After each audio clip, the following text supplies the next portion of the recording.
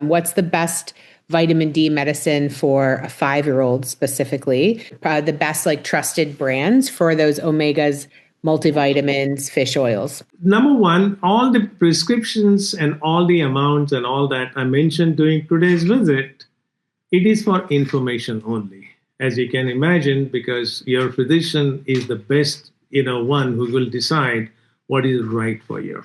Don't go on my slide and say, I said 2 milligram means 2 milligram for your child. That's not a good idea. Okay, just general information. Having said that, vitamins, try to get a good company, a reputable company. And I don't know Indian products, so I won't be able to tell you, but I can tell you a good Indian company would be good. India is a great thing in pharmacy. Okay, in fact, they are the world's pharmacy. So I think try to make sure that don't go to small companies because they can do all kind of stuff. Go to a big name. I was in nutraceutical business before. In fact, a couple of products of mine were available in market here, and nutrition is my science. That's what I studied and researched for a long time. And we got sold out. Somebody bought us out. And every time I would put my product, the whole product would go out of market for quite a long time. Anyway, it's a big, long story.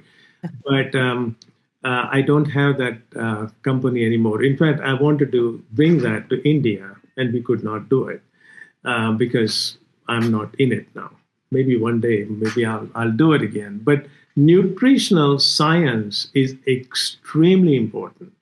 Mm-hmm. So one thing I realized, try to get the best players. Don't go after small companies because they're not necessarily doing. Even in United States, which is a great nation, we notice that they may add a low quality product in your product and try to sell you as a great product. And so we had PhD pharmacologists, managing that, and we would just refuse it. So every product was checked out and right kind of thing was done. So you have to be very careful. Number two, you just be vigilant parent. Okay. Now, vitamin D, how much they need? It depends upon it depends upon vitamin D level. As I mentioned, level 40 is a normal level. Okay, 40, 35, 45 is a normal range. If they are 30 and 40, then I think a child who is about 5 years or younger, that's our child's in this particular thing, I would use between 500 units to 1,000 units.